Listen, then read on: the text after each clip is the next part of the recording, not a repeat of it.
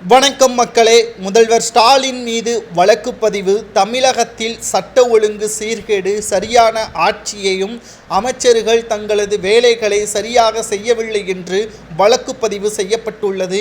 இதனால் ஸ்டாலின் தலையில் மிகப்பெரிய ஒரு இடிவிலும் அளவிற்கான செய்தி வந்துள்ளது. தமிழகத்தில் திராவிடத்தை காப்போம், தமிழை காப்போம் என்று கூறிக்கொண்டிருக்கின்ற ஸ்டாலின் அவர்கள் வாழ்வாதாரத்திற்கு என்ன பயன் கொடுக்கக்கூடிய வகையில் செயல்படலாம் என்ற ஒரு அறிவுரை கூட இன்று வரை தமிழக மக்களுக்கு தெரிவிக்கவில்லை. வருடம் மக்கள் தொகை பெருகி கொண்டுதான் இருக்கிறது. வேலைவாய்ப்பு இல்லாமல் அதிகமாக கொண்டு செல்கிறது. பொருளாதார பற்றாக்குறை, தமிழகத்தில் மிக மோசமான பழக்க வழக்கங்கள், ஏன் போதை மருந்துகள் அதிக அளவில் விற்கப்படுவதும், ஆட்சிக்கு வந்தால் உடனடியாக டாஸ்மாகை மூடுவோம் என்று முதலாவது வாக்குறுதியாக சொன்ன ஸ்டாலின் அவர்கள் இன்று வரை எதற்காக டாஸ்மாகை மூடவில்லை, பகுதியாக குறைப்போம் என்று வாக்குறுதி கூறினார். அதுவும் செய்யவில்லை.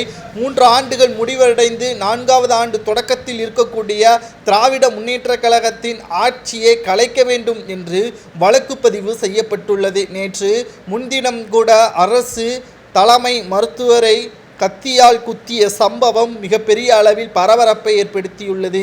இது இருவர் மீதும் தவறு இருப்பதாக செய்திகளை நம்மால் பார்க்க முடிகிறது.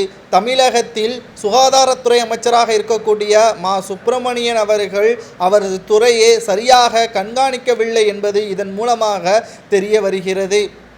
ஸ்டாலின் அவர்கள் திராவிடத்தை நாங்கள் காப்போம் என்று மட்டும்தான் சொல்கிறாரே தவிர மக்களின் வாழ்வாதாரத்திற்கு என்ன செய்யலாம், அவர்களது வளர்ச்சிக்கு என்ன செய்யலாம் என்பது தற்பொழுது வரை செய்யவில்லை.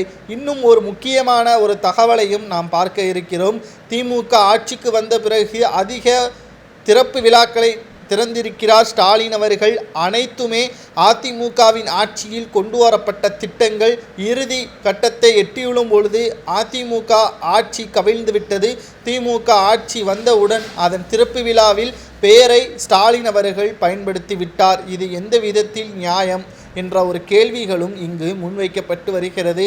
நீதிமன்றம் தற்பொழுது சரியான கேள்விகளை கேட்க வேண்டக்கூடிய சூழலில் இருப்பதாகவும், திமுகவின் அரசின் மீது சரமாரியான கேள்விகளை கேட்பதால் நிச்சயம் அதற்கான பதிலை கொடுக்காமல் இருந்தால் மக்களவை தேர்தல் வெற்றியை தொடர்ந்து சட்டமன்ற தேர்தலில் மிகப்பெரிய ஒரு தோல்வியை தழுவக்கூடிய வகையில் ஆட்சி மாற்றம் நிகழும் என்ற தகவல்களை நம்மால் பார்க்க முடிகிறது. மிகப்பெரிய ஒரு ஏமாற்றத்துடன் ஸ்டாலின் அவர்கள் எதிர்க்கட்சி அந்தஸ்தை கூட இழப்பார் என்றும் அரசு ஆசிரியர்கள் தெரிவித்திருப்பதை பற்றி கமெண்ட் வாயிலாக கூறுங்கள். நன்றி, வணக்கம்.